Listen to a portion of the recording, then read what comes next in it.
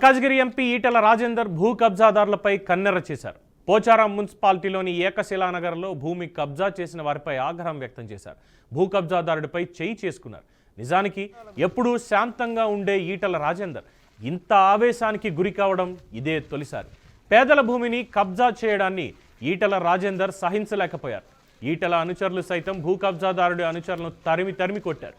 మరోసారి కబ్జాకు ప్రయత్నిస్తే ఊరుకోమని స్ట్రాంగ్గా హెచ్చరించారు. ఇంత జరుగుతుంటే అధికారులు ఏం చేస్తున్నారు అంటూ ఈటెల ఆగ్రహం వ్యక్తం చేశారు.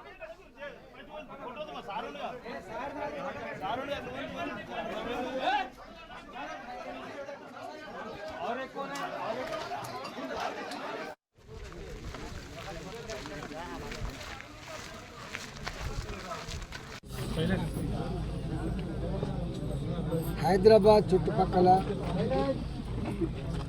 30 ఏళ్ల క్రితం 40 ఏళ్ల క్రితం చిన్న ఉద్యోగాలు చేసుకునేవాళ్ళు, చిన్న వ్యాపారం చేసుకునేవాళ్ళు.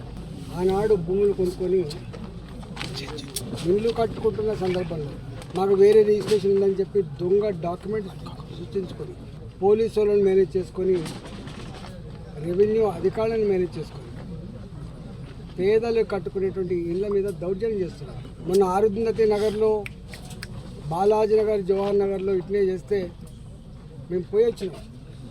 పేదల వాళ్ళు 40 గజాలు 60 గజాలలో ఇల్లు కట్టుకునేటువంటి పేదల వాళ్ళు నిన్న నా దగ్గరికి ఏకశిలా నగర్ కాలనీ వాసులు వచ్చింది.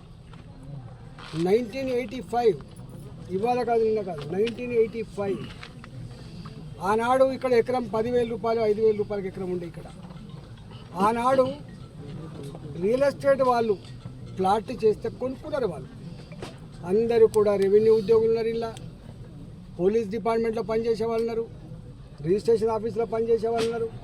ఇలా 32 డిపార్ట్మెంట్లలో పనిచేసేటువంటి ఆనాటి చిన్న ఉద్యోగులు ఇక్కడ జాగాలు కొనుక్కున్నారు.